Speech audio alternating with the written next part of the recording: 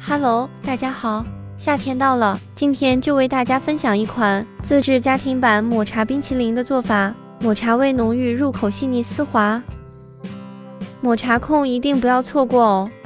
上面的配方记得截图收藏。首先将牛奶加入煮奶锅，煮至温热状态，再加入抹茶粉，搅拌均匀。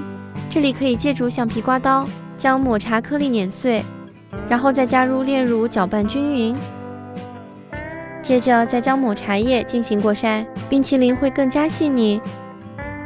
准备一个干净碗，加入淡奶油，打发至尖峰状态，然后再加入之前准备好的抹茶叶，搅拌均匀，再把表面弄得平整些，包上保鲜膜，放冰箱冷冻4小时以上。冻好后，我们抹茶冰淇淋就完成了。这个抹茶冰淇淋材料和做法都非常简单，而且味道特别浓郁，喜欢的赶紧在家动手试试吧。